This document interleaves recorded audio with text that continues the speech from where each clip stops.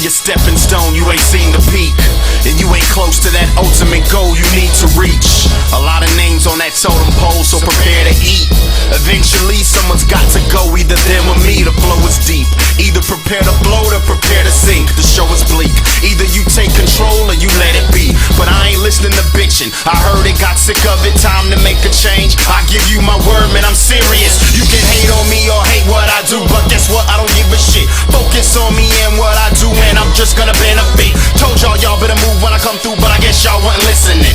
Watch Barnett come up real quick, got the blue like a blood in a crypt outfit. And I don't need your bandwagon riding. Fuck your alliance, everyone beside me, I'll be right here if I catch fire or if I stay silent. In my heart I thrive till I reach the top. Failure's not one of my options, and I move every object in my way until I triumph. This is my time now. Alright, what's up? I'm Joe the Nose Wilk, Davey Caveman Rickles. We're here at Combative Sports Center. This is our gym, this is where we do work. We got a lot coming up, a lot going on, and so we thought we'd get followed around for a day, kind of show you guys what it's all about. We're going to do a little training, little blue belt test going on inside right now, a little barbecue action later, maybe some social events in the evening, we'll see what's up, but do a quick gym tour and then we'll get started with everything. Come on.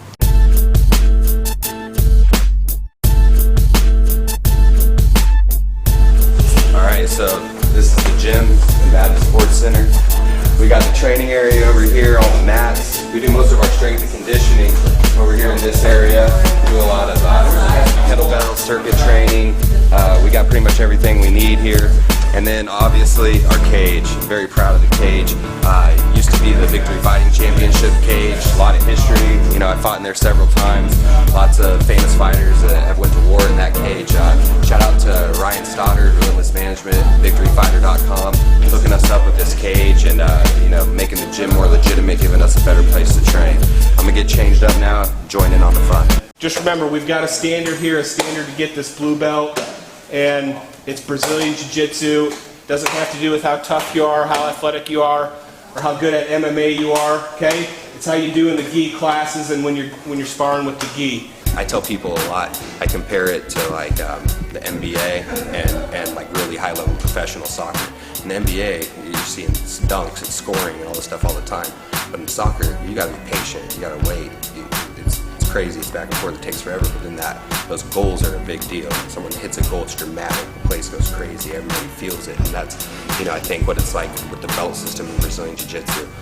At a gym like ours, you get the blue belt, you know you earned it, you know, you get the purple belt, for sure, you know you put your time in, train hard. You know, we got full strength and conditioning. I think that being from where we're from, a lot of people might not think we take the training seriously, but we're as professional as they come, even on the amateur side of the fight scene. C.S.C. title fight I got coming up is a big deal for me. I've been going in and out of Omaha a lot and dealing with that crowd and with those people, and I'm excited to go there and kind of put an exclamation point on the whole thing. My name's Andy Weefall. I'm a black belt in Brazilian Jiu Jitsu. I got my black belt from Daniel Nitch de Lima. His nickname is Montanha, and he's from Brazil. He runs the Gracie Barra Miami Brazilian Jiu Jitsu school there. What do you do when someone throws a big haymaker?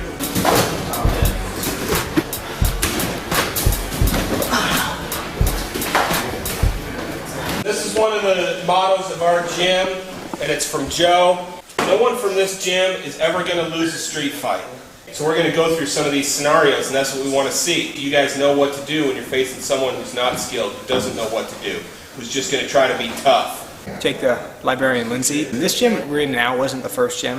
The first gym was like this tiny little, like crappy, it was under like a Chinese food store. It was like 4 foot by 4 foot with pads, and it smelled like shit. I had watched MMA for a long time, and I started training myself. I started watching YouTube videos, and cause I'm an internet geek guy, so I'm always online. And I'd go to like the high schools, the public high schools, and I would hit the tackle dummies, kicking the dummies, and the coaches would be like, "What the fuck are you doing, dude?" Like, I don't have a punching bag. I don't know where else to go, you know. The way me and Joe got hooked up was I called the promoter because I heard about a show, and I was like, you know, I've been punching tackle dummies for like 4 months. I feel like I'm ready to roll, you know. And called this guy. I'm like, hey, you know, I want to fight, and you know, I really want to do this. And you know, he's like, well, tell me about, you know, what have you been doing? I was like, well, to be honest, I've been training myself. And this guy could have taken advantage of me. He could have fed me to like a guy who's building up or something. He could have just came in and, you know, just fed me the shark, but he was actually a pretty good guy. He's like, honestly, I like your enthusiasm, but I don't think that'd be a good idea.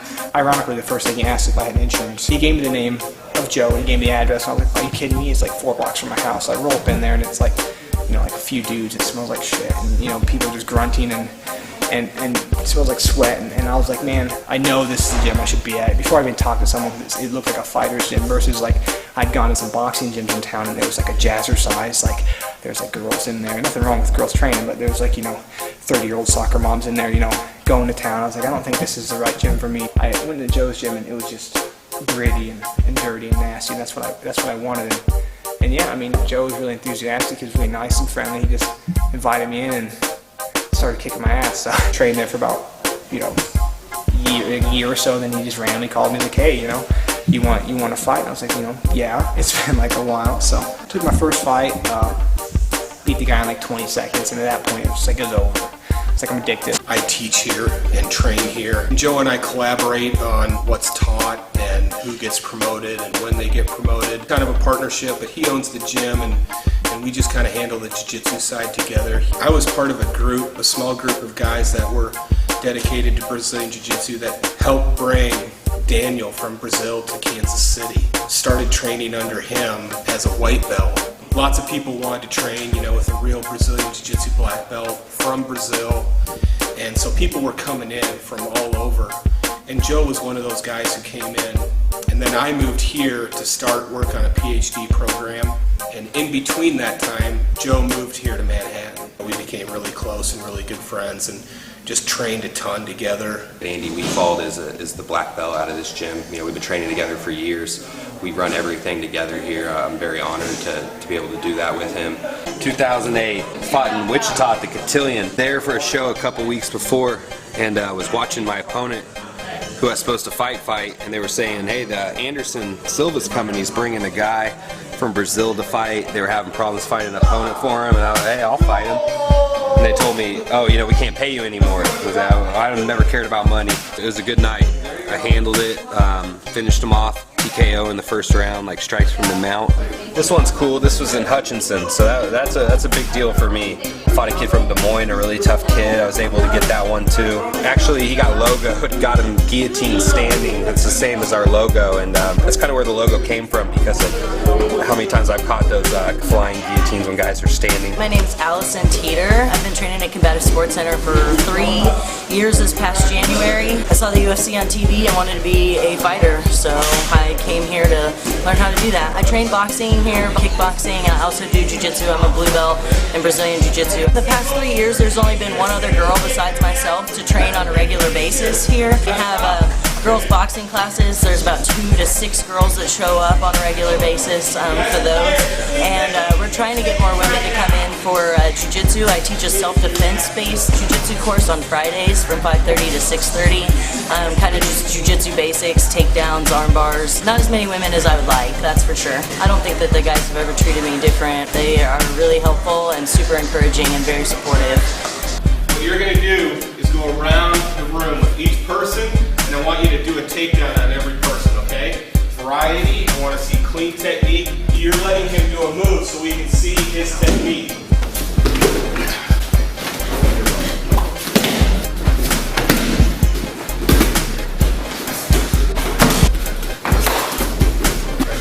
I like it. I told Josh light for filming, and My name's Brian Thompson. Been training here just a little over 5 years. Without this gym, probably wouldn't be the person I am today. More confident. Can't really think of anything better. Look forward to it every day. Work instructions, still have the energy to come here. Definitely helps me sleep at night. Our gym is Brazilian Jiu Jitsu based, and we're Gracie Baja, which is very active guard. We like to submit people. One of our main themes is we finish fights. We let that be jiu-jitsu tournaments, MMA fights, wrestling tournaments. We don't like to win by points. We like to win with submission. We have great striking, but we go to the ground, we finish fights. It's kind of the culture that built here around the gym. We've been lucky enough to do a lot of training with the soldiers, athletes at K-State, and we built a culture in this area. We're selling out fight shows. picture from my first fight in Shudo where I fought Rob Eichhoff. I was able to finish him off in the first round. Ernest Bell here is my first instructor ever from Hutchinson, Kansas, so we got to fight on the same card all these years later. Had a big creak on it when he looked like a 15-year-old. He's a whole different person now, but this is important, you know. I have a lot of these hanging up. I think a lot of people would only hang up posters of fights that they won. I lost this fight as a VFC title fight against Joe Ellenberger, and I got overwhelmed in that fight and I lost it, but I don't shy away from it. We still have the posters hanging up. It's a constant reminder, you know. Even when you come up short sometimes, if you're still putting on the line, you can still recognize that, you know. And that one didn't go my way, but it was a good night. I learned a lot, and Joe has seen a lot of success in it since then. His twin brother Jake is in the UFC, and you know, it was a good fight back in the day. And you know, we keep the posters of me for my losses even still hanging up. It's just constant motivation every time we walk in here. You know, maybe you didn't want to show up that night, but gotta get tough. Guys like Jay Lindsay, they're striking. Brandon Bear was a great wrestler in the Pac-10 conference in college. And all these tough amateurs coming up, soldiers that get together, you know, and we help each other train. Everybody's got each other's back. Every fight's like a holiday. Take one. Josh Slipknot Piper, aka Slip. Been training here about 3.5 years now. Just Googled it one day and found the gym, came in, and actually got kind of beat up by a 16-year-old kid on the ground. I remember just getting tooled up on the ground. 5-minute round, 16-year-old kid submitted me like 5 or 6 times, and I outweighed him by like 60, 70 pounds. I was like, how is he doing this, you know? And he just used jiu-jitsu technique, you know, that's what it's about. That's why I like it, you know. Somebody, you don't have to be the strongest person to be in here and be awesome, you know, just technical. But so I just kept coming back in, kept getting beat up every night, and then I started learning how to defend stuff, starting to learn how to have my own offense. Just basically fell in love with the sport. Now I manage the gym here and working under Joe, kind of next to him, helping him out, you know, trying to spread the word of the gym in town. The instructors here are awesome, you know. I wouldn't be half the person I am today without, you know, not only the physical coaching and conditioning as far as jiu-jitsu, but call Joe a life coach sometimes too. Just helps you in every aspect. He fought my roommate, or former roommate, in Junction City, so kind of got the better of him, so I'm going to go out there and seek a little revenge for him. He comes out pretty hot and pretty crazy, so just pick him up and slam him.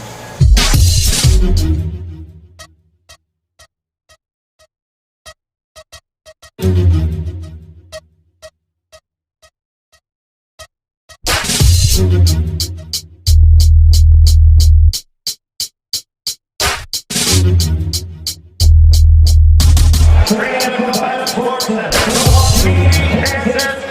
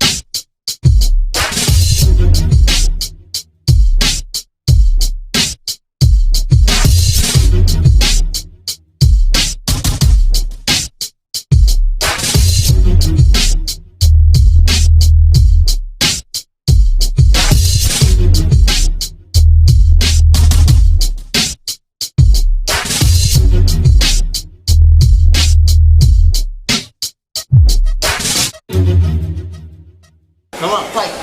Fight. Come on, Brad, get out of there. Come on, Brad. Back on the mat. Don't jump out of the line.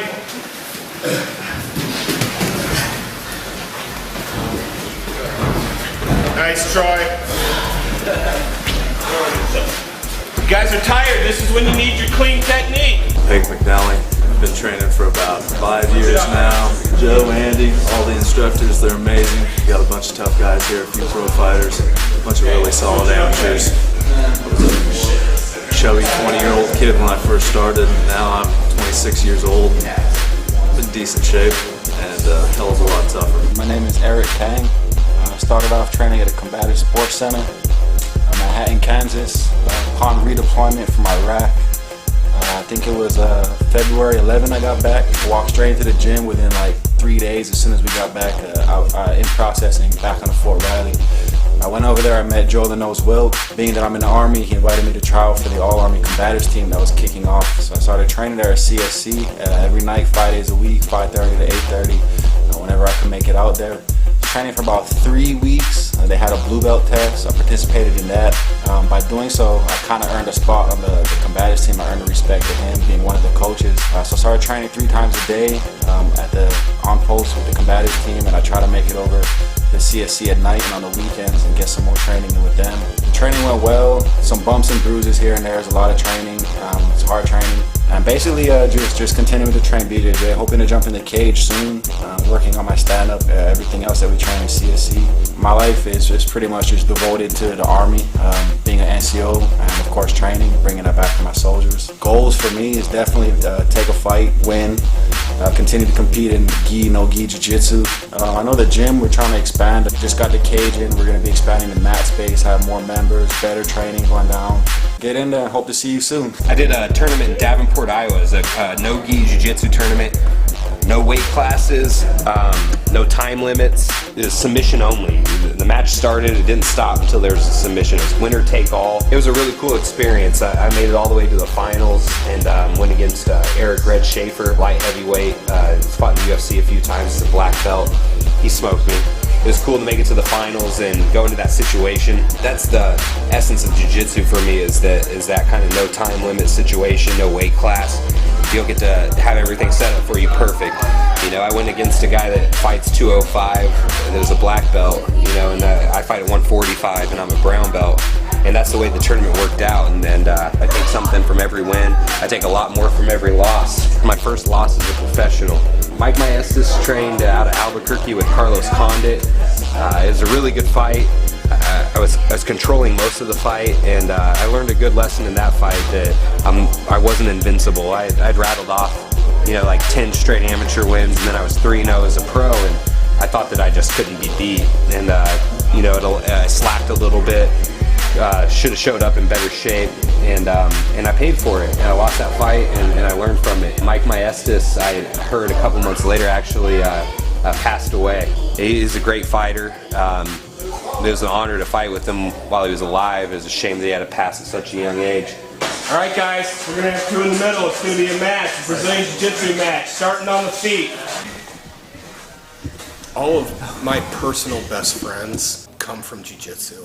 You know, there's something about when you sweat and bleed and get punched and kicked and hit and punch someone else that just, it develops a bond between the people. It's like a big family, and I know a lot of people say that, but ours is legitimately like a big family. Go to somebody at this gym's birthday and find out there's 30 people, you know, from the gym there with presents and kids and everything like that.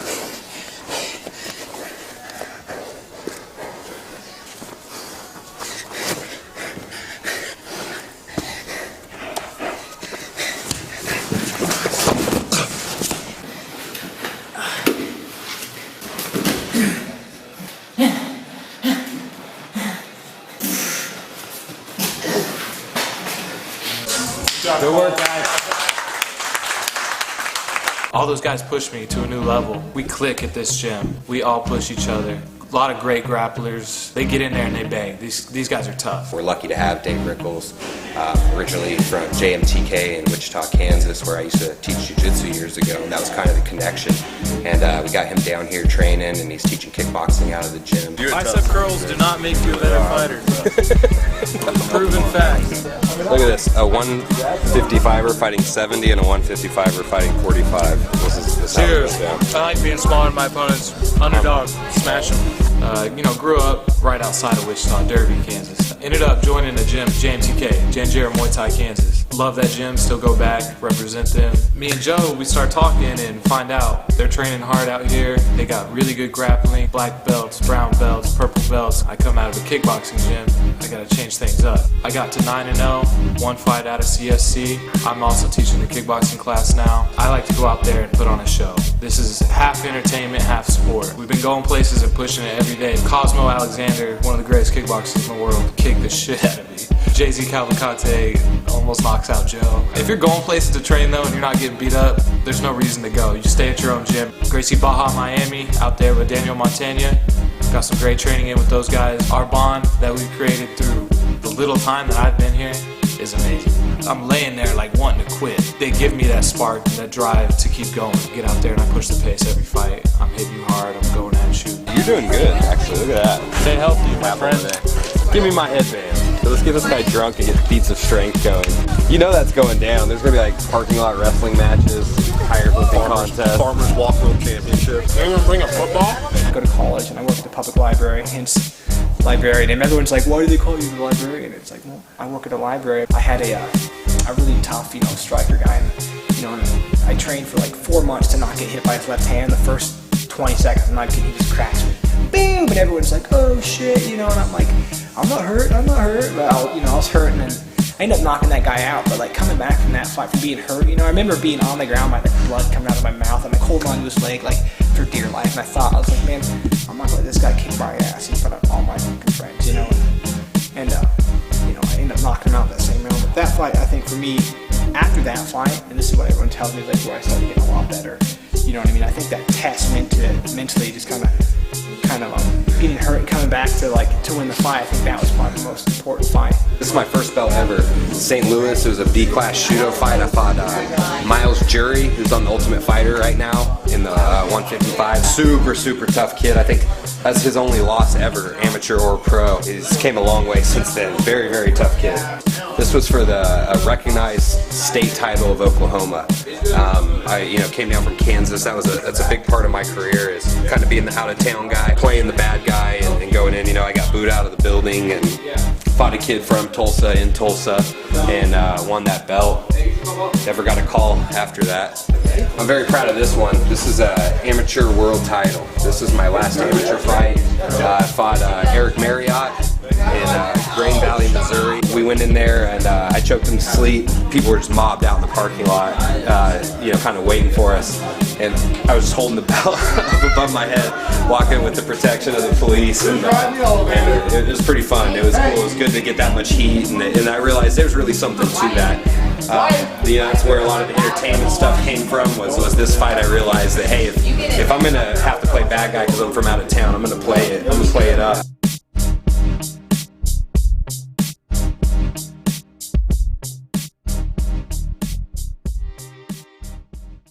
So I definitely think, yes, those two are For the sure. two, for sure. What about? I say yes. Okay.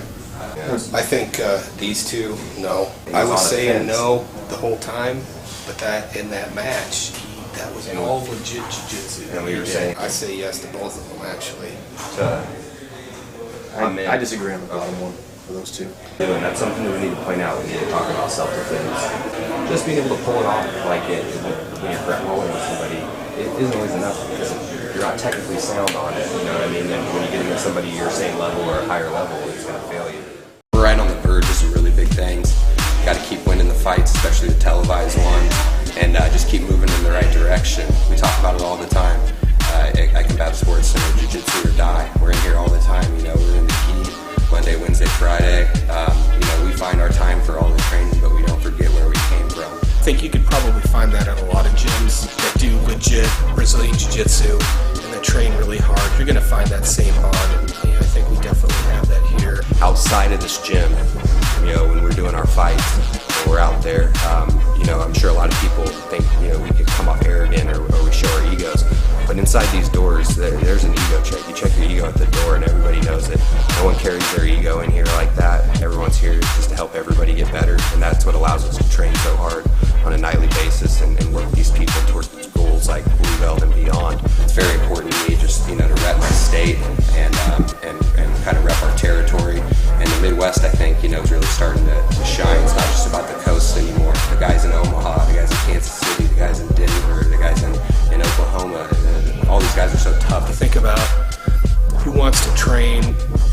to learn to beat someone up? Like what kind of person wants to invest a significant portion of their life learning how to beat another guy up? It does attract crazy people too sometimes. I mean, we get our fair share of that. You know, there's got to be something wrong with you. Either you were bullied at school or you've got something wrong with you mentally. So we're all like that. There's a screw loose in all of us, I think. Tell what happened in Tijuana. In Tijuana, you don't want to know about Tijuana. Cancun, for that matter. We were in Cancun a few months ago. I can't talk about that on camera. Warfare Extreme title. Won that one in Hutchinson, in my hometown, in front of my hometown people. If you knew me coming up, me being a fighter is probably a really surprising thing for a lot of people. So getting to go to my hometown and main event, headline, and kind of do my thing in front of everybody is always something that I'll treasure. Mom, dad, brothers, everybody there. All the kids I went to high school with, you know, a room full of people, half of them were there to see me do good, and half of them were there to see me get my ass beat, and only half left happy. Notice all the plates are always falling off these things. Hey, look, can you guys get some belts? Can you get some belts? Quick buy the title boxing belts and gluing shit to them. Get some real belts. Very proud of that one. Fought a kid from the Colorado area in Denver. Actually won that title in like 40 seconds. Triangle choke, another submission. Brought the belt back across state lines and hung it on the wall here in Kansas. The rest of these belts are all guys that have trained out of this gym. Guys that have gotten ready here, have put it on the line, representing the gym and representing themselves. When they show up that following Monday, everybody goes crazy while we hang these belts in the gym, you know, and it's something that we put on the wall and that we're very proud of. Brazilian Jiu Jitsu gym, it's come a long way and really established ourselves in the mixed martial arts game, especially in the Midwest.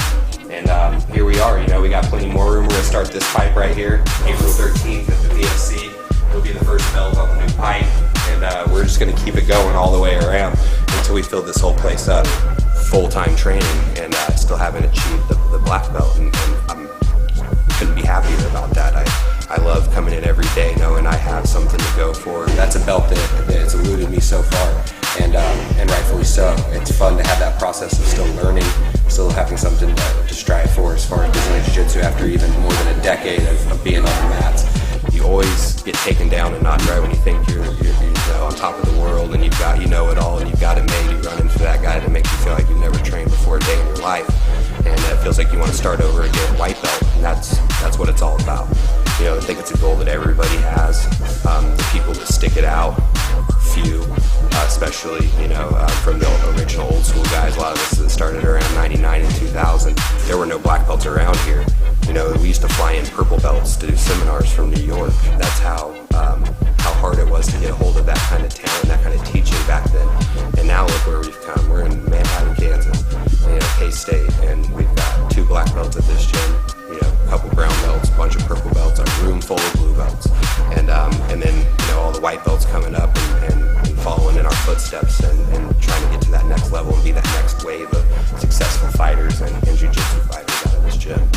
I owe a lot to jiu-jitsu from my life. It's taught me so much about how to persevere, about how to live my life. And, you know, it's given me something that really makes me happy. The training, the camaraderie, the fellowship that you have with other people is something that's really special and it's really valuable, and you know, it means a lot to me. We're all really proud of all you guys. You guys made it through. Not everybody passed. You know, we're looking for specific things, and it's like I said at the beginning. We have a standard. Some people met the standard, and some people are getting there. You're still getting there. Don't get discouraged. The way you're going to get there, when the time is right for you, when your technique gets on point, everything's looking clean, and you're flowing and being smooth with everything, that's when the time's going to be right for you, and it's going to happen, so don't get discouraged. For you guys that get it, this isn't the end, right? This is just the first step. What do we want to see after this? We want to see like a renewed sense of dedication to Gi Jiu-Jitsu. So don't just get this blue belt and say, okay, now I'm just going to do MMA. Okay, we want to see you guys be dedicated to Gi Jiu-Jitsu. A couple guys got stripes. Brad.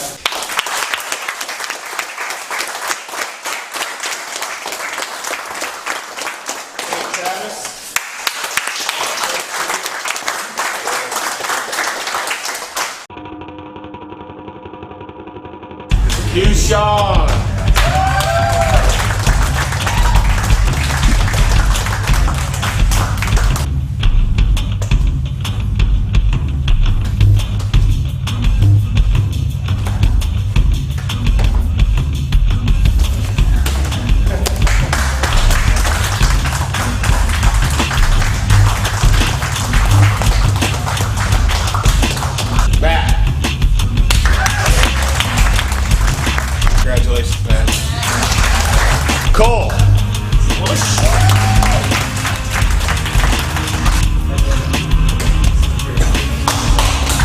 Troy.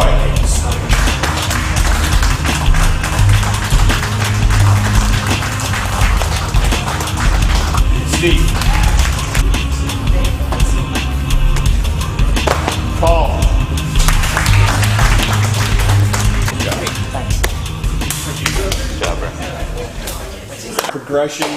Progression in this art and in this sport.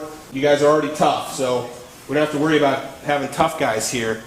We want to make really good technical, clean jiu-jitsu guys too. Gear some training more towards self-defense. Like everyone here can scrap. Like it's not a question, but we tend to get away from because of competition. It's hard to spend a lot of time doing that stuff when we have competitions coming up all the time, but it's something we got to get back to. Yeah, when we talk about overall, you know, like guys, we gotta keep that ideal in mind of self-defense, because that's what this is really all about. You know, we have a lot of competitions out of this gym. We like to compete, we like to fight. We can't lose that aspect of self-defense, of the fact that you're in here training, that way if something goes down, you're prepared to handle it. And really with a blue belt, what that is like, that's the signal, that's the sign, okay? You're not gonna be losing to some guy smacking you in the mouth at the bar. You're gonna be able to handle yourself, defend yourself and others. All right, you gotta have all that stuff down. And at the same time, if we go and we do compete, you've gotta be able to represent. Okay, you're coming to the gym on Monday with a blue belt on, and there's going to be a lot of white belts around here. They're going to see if they can get a piece of you because they don't have one of those. All right, and that happens at every time you go up. Just get used to that. So I think we really need to focus a lot on technique and on self-defense and staying true to what we're doing here. You know, this whole thing started from jiu-jitsu. We all ended up in this town. Andy, myself, you know, Sean, all through different paths. And we ended up here together because of Brazilian Jiu Jitsu. Just because we have a lot of success in other areas doesn't mean that that's not where our roots are. You know what I mean? And we got to keep that in mind. You guys got to keep showing up, training Monday, Wednesdays, and Fridays with the gi on. It's something that's very important to us and very important to your skill set.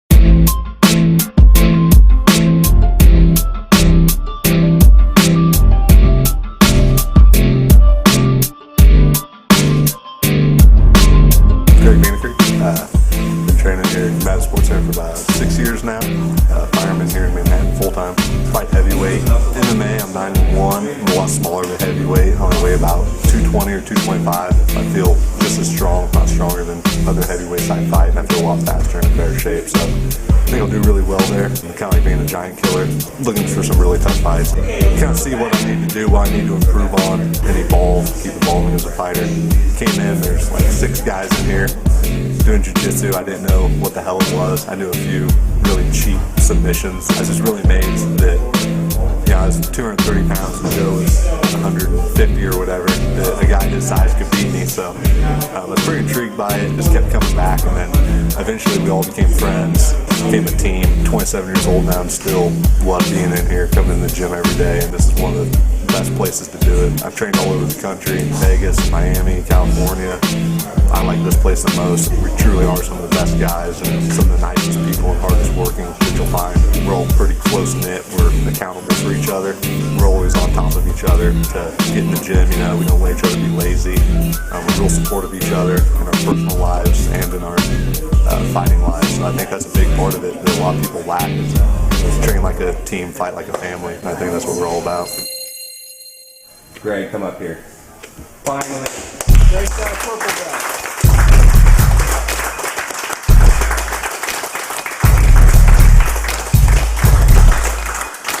Now I want to talk a little bit about Greg. Greg was one of the very first guys in the door, you know, and Greg's been there with us through everything. Not just helping put this whole place together, you know, helping me run business stuff when I'm falling on my ass with that stuff. You know, he's like one of my cornermen. Quick story about that, just so you guys can all be clear on why Greg's my cornerman forever, was when the riot started one time during one of my amateur fights. I choked a guy to sleep and all the rednecks thought I killed him. And so they were rushing the cage to try to get me. And they were running up the stairs with the big, like, heavy steel cage door there, and all these guys were barreling up the stairs. Greg, like, WWF Van Dam kicked it, and it swung and knocked like 5 dominoes back down the stairs. They were like hauling me out of there, got me out safe, and I was like, Greg's in my corner from now on. But truthfully, he's really been in my corner this whole time, been in our corner this whole time, not just with fights, with competing and representing, fighting himself, helping to teach, helping to do business stuff, like I said. So Greg, purple belt, probably a long time overdue. So when you guys see him on Monday, you gotta try to get in that ass. Congratulations, Greg, you deserve it. Everybody knows how it is? 2 lines facing each other. Everybody got promoted. Oh, I love it. Oh. This one's boom, baby.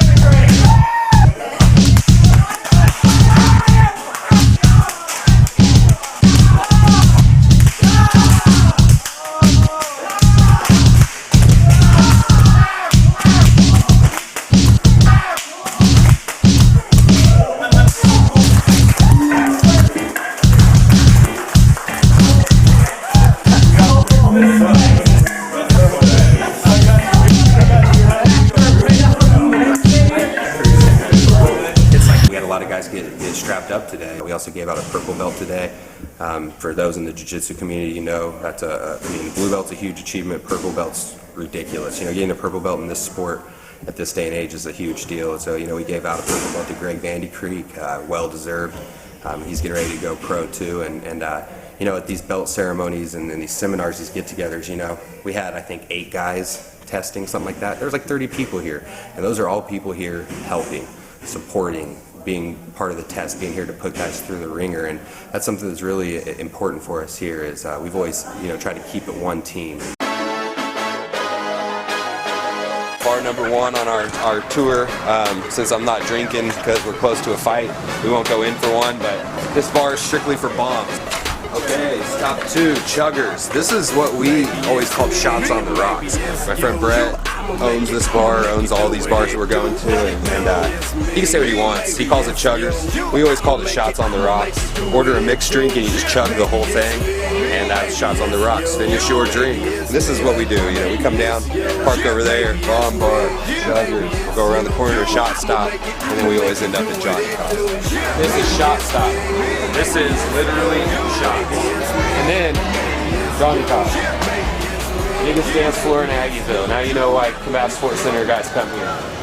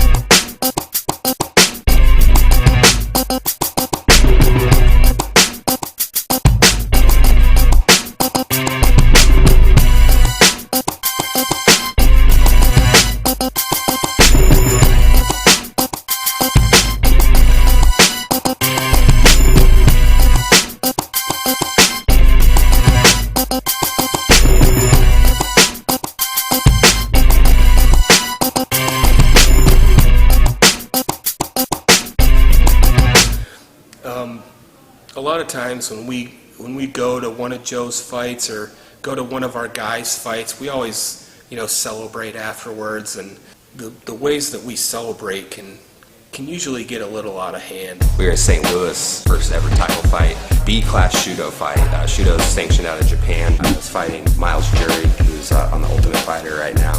A very talented kid. Lucky I caught him super young. It was a good night. I caught him quick.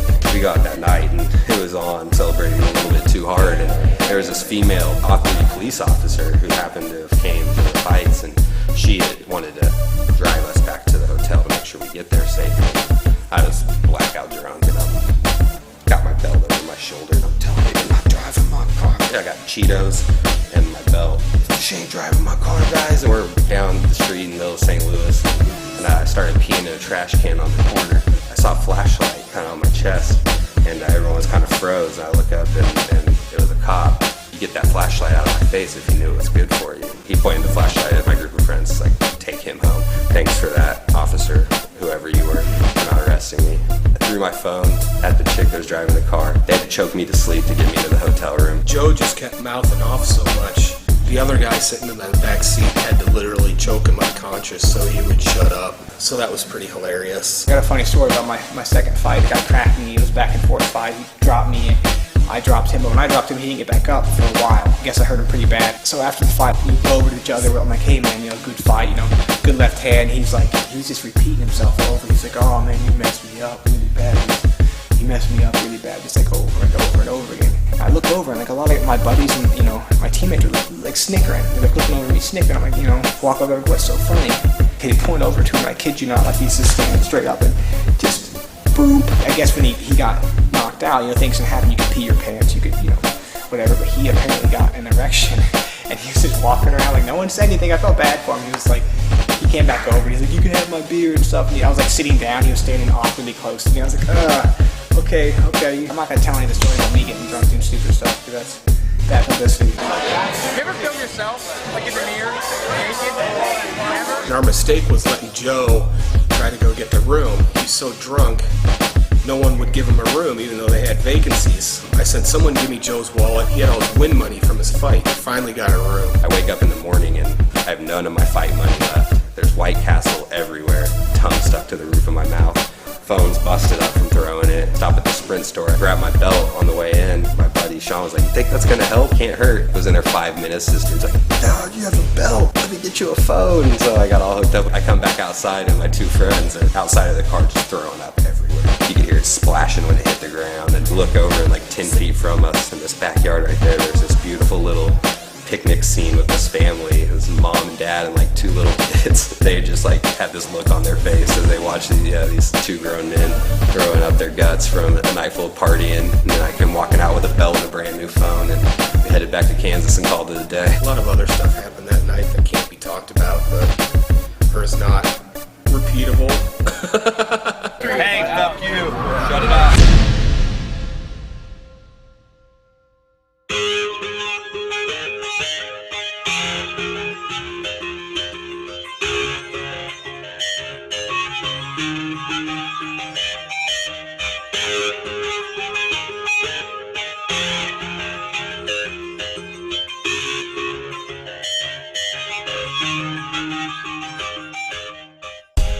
day he came home. We were living over close to what used to be the club here in Hutchinson, and saw that they were offering a jiu-jitsu class there, and he immediately was excited about it and just took off from the beginning. It was just perfect timing, I think, for him, because he was definitely not on the right path at that time. Little did we know that it would really set him straight for all these years. It would become this influential and a big part of his life. But it's been extremely amazing the journey it's taken him on, even our family. A very, very, very cool thing. It's hard to believe it's been over 12 years now. I started in Brazilian Jiu Jitsu 100% because I was fat and out of shape and partying. I got lucky and stumbled upon Brazilian Jiu Jitsu in my hometown, Hutchinson, Kansas. I was hooked from the beginning. Fight came up, I wasn't going to duck it, and I prepared and thought I was ready. I go out, my first fight, boom, lost, quick. Shouldn't have been in there. And I was like, I had to reevaluate. Is this something I want to do? I go out and get whipped in my first fight. I come back, rattle off 10 straight in the amateurs, and I was like, okay, including an amateur world title. And I think that's what happened with me, is that I was like, okay, you can drop out of college off a full scholarship and pursue this, but if you're 25 years old and you don't have anything going for this, you got to come back to reality. And really everything happened so fast, it just fell into place. I ended up with this reputation of the guy you could call that would go to Tulsa and fight the guy from Tulsa, and go to Denver, fight the guy from Denver, Kansas City, Omaha, etc. That's kind of how I fell into the entertainment part of it, was that I knew that was missing from this sport, but at the same time, when you're going out there to put it all on the line, acting like a goofball ahead of time really puts some added pressure. I think a lot of people don't get that. Mick Grimm would be the one responsible for getting Joe and I into wrestling, and then my dad as well. Mick started drawing pictures for us, getting us into the sport. Joe and I started loving Hulk Hogan, got the wrestling action figures, got a trampoline later on in life, and just consistently beat the crap out of each other on the trampoline. Truth be told here too, is when we used to wrestle, I used to win most of the time, just saying. They were both fighting hometown boys. That's what we're kind of known for out here, is there's a good chance that you guys are going to be filming me being booed a bunch. That's usually what happens. I used to just get booed out of the building, but people are starting to like me, I think, a little bit more. We'll see what happens. I lost several of my really good pillows off my couch back in the day, and they would always swear they weren't using them out on the trampoline. Going as far as to having our grandmother make us a life-size wrestling doll that we could beat up, who we named Rocky after the Legion of Doom's wrestling dummy. So yeah, there's a huge history there, and I'd say that definitely led us into liking mixed martial arts and martial arts in general. The Wilk brothers always beat the crap out of all the kids in the neighborhood. If you came over and jump on the trampoline, it was a wrestling lesson. Joe was not easy to give medicine to. I would have to straddle him, hold both hands behind his back, pinch his nose at the same time, and cram it in his mouth. Or is the doctor really, you back had to put the fucking the giant fuck right in the middle of it. There's a fuck in it? Yeah. Taylor gang or fucking kill yourself. Whoops. Every week was something new. 1 week he wanted to be RoboCop, and the next week he wanted to be Batman. Back when he was even 2 years old, run around the house just in his Superman underwear and a cape. He would be the ultimate warrior every other week, I think. Every wrestler has their own personality, and I think, growing up as a kid, you mimic that.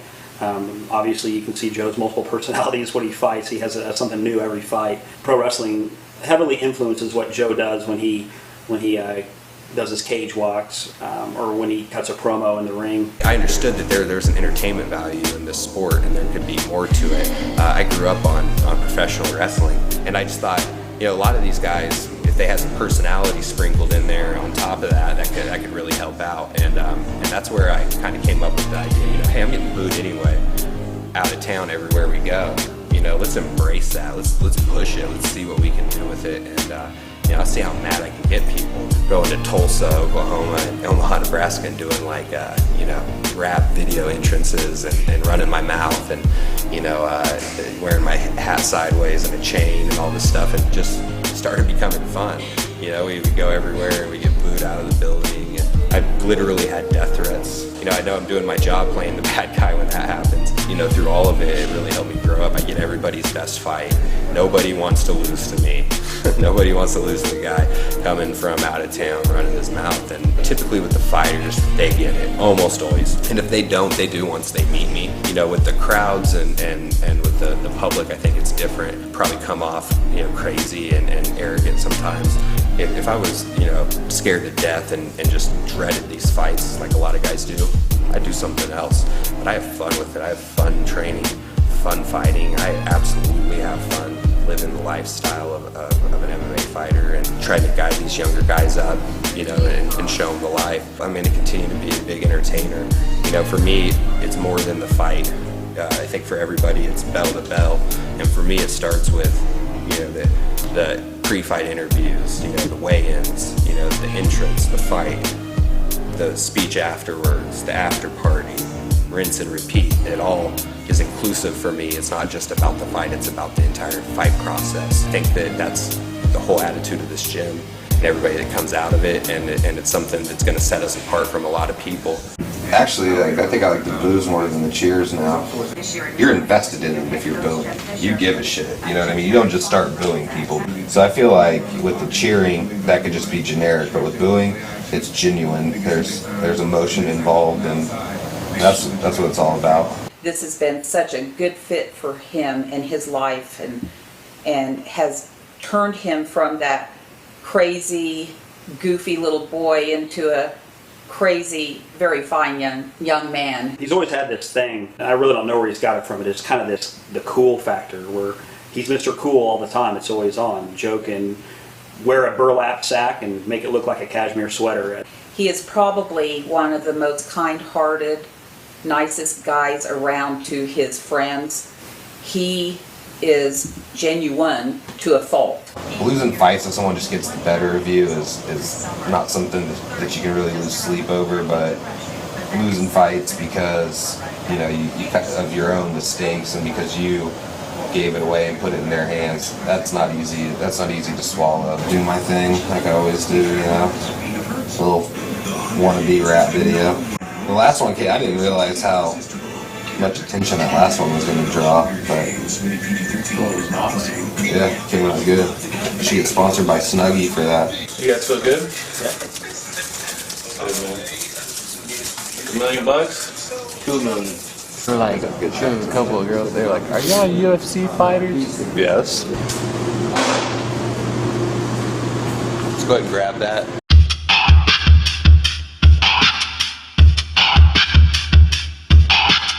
My heart probably beats 300 beats a minute. And it's sitting there with a burning sensation in my throat. Time seems to pass slow as molasses, you know, until I either am there, you know, to see the result or find out the result. Even if I know that he's won, I'll still get that nervous feeling, not quite as bad as the initial one, but definitely it's extremely nerve-wracking. I try to think of it as like I'm watching a basketball game or a football game. I get nervous before his fights, just like I used to get nervous before his soccer games or nervous before his basketball games, but it's a little bit more intensified because it's just him. I try not to let him know I get as nervous as I do. In fact, if I'm kind of freaking out before a fight, I always make all of his buddies swear they won't tell him I was that nervous. Even when I've seen him lose, which he told me I would someday, once it was over, I relax win or lose. But I do really appreciate it when he wins, especially the ones that are under a minute or just over a minute. Those are my favorite. I don't think I've ever seen you so confident before a fight as you have been for this one. Good luck, and I love you.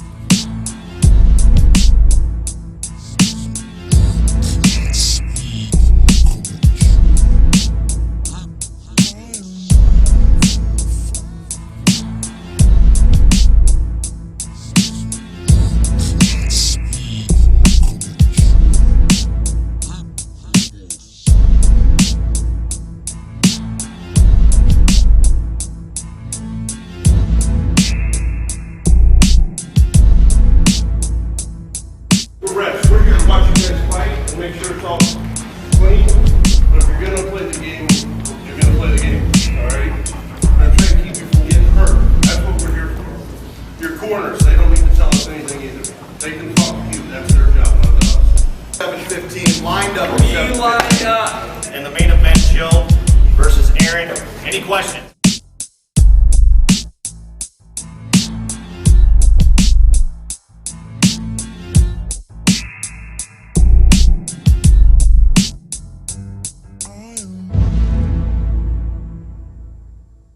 A black belt is just a white belt that didn't quit.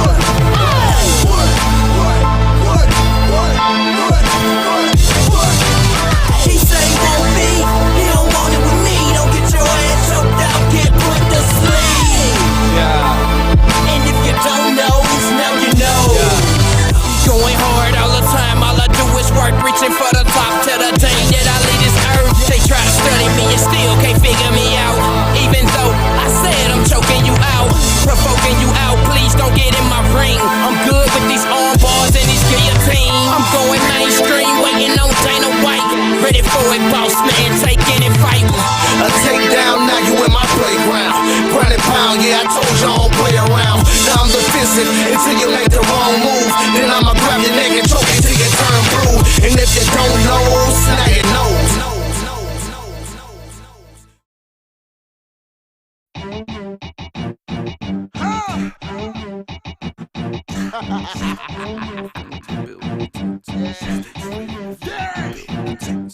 I train year round with dreams of winning titles. So step in the ring and I'm leaning you like the Eiffel. I bloody up the ring like damn somebody knife you. The whole crowd booing like damn nobody like you. Jiu-jitsu my style, my hands like pistols, feet like missiles. I promise I won't miss you. I spar with the Grizzlies, cross train with the monsters. Ground game vicious, I'm knocking them unconscious.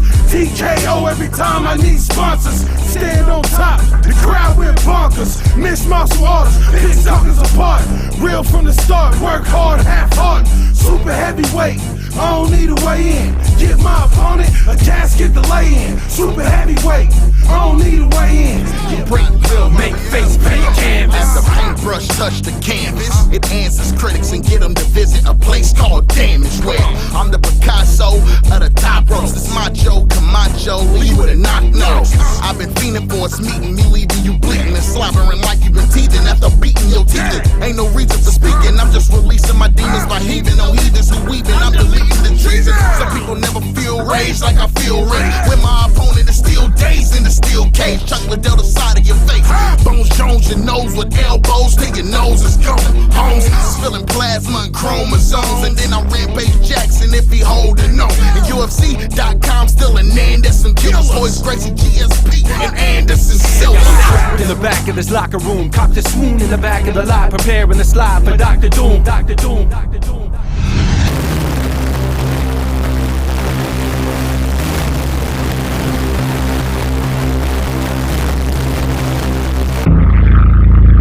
Standard doesn't change for you, you change for the standard. So we're not gonna fucking ever make anything easier just to make somebody fucking feel good about themselves. It's something you earn. It's like, you know, getting your blue belt's like probably getting like an associate's degree. Andy has his PhD and his black belt to make us all feel like shit. But you know, the thing with belt is it covers, is it 2 inches of your ass? I don't know. And the rest is up to you. So just don't think because you have it, you're the shit now, because some guy can walk in and fucking catch you on any day, catch you on any day, catch you on any day, catch you on any day, catch you on any day, catch you on any day.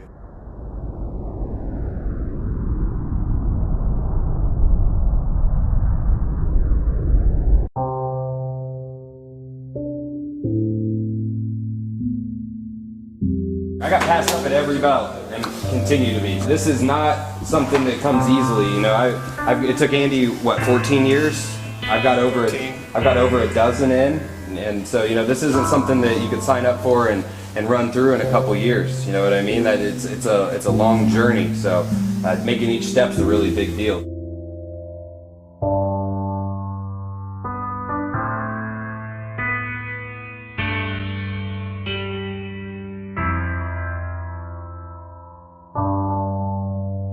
Jiu-Jitsu! All right!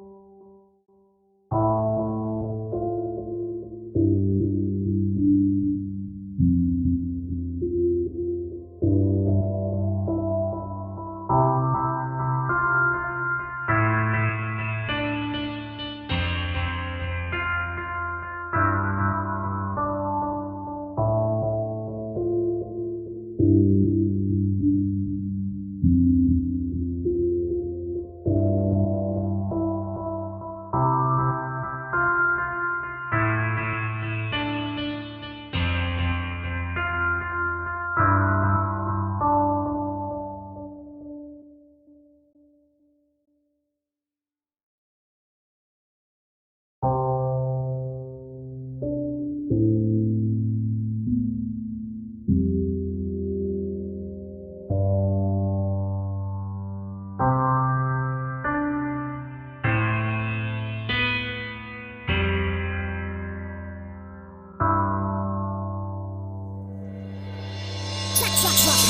is my time now. You're just a moment away from the world knowing your name. Make every round count.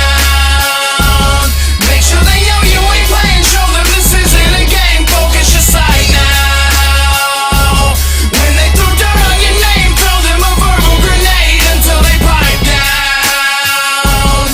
They're in the presence of greatness, so take over the reins. Chris, it's time to triumph. Light up those speakers I bump. You're not my equal, I'm just giving y'all a preview of my love. My nuts, I'll feed you, and I won't leave you with the same bullshit everybody else wanna feed you. Go all the way in on a beat, so I guess that I really gotta up my libido. A lot of evil, stay peaceful, but I'll kill this if I need to. No witnesses, I don't leave those. All business in my street clothes. My penmanship is illegal. My flow is known to be lethal. I'm in my zone, I don't see you and ain't no stopping me. This is a free throw, and this ain't Shaq at the line, so believe when I say I'ma sink this shot. And I refuel every day, I'll empty the tank, give you all I got. I'll aim at fire, light up the sky, whether y'all are prepared or not. And fuck what you heard, you have my word. The stage is here, I rock it. I ain't cutting corners, straight and forward, you're receiving best. I'll weed out these poses till only the real MCs are left. I'm on a mission and I won't let nothing stop me. And I move every object in my way until I triumph. This is my time now. You're just a moment away from the world knowing your name. Make every round count. Make sure they know you ain't playing. Show them this isn't a game. Focus your sight now. When they throw dirt on your name, throw them a verbal grenade until they pipe down. They're in the presence of greatness, so take over the reins. Chris, it's time to triumph. Thank everybody for the support. People from Kansas in my hometown, my training partners and instructors, friends and family. And I really want to thank everybody that I fought, win or lose. You know, I wouldn't be where I'm at right now without the people that I've went into battle against, for good or for bad. So I want to thank everybody that that's helped me along with my process. And I hope you guys will all still be along when we get to the top. That's where we're going, no doubt.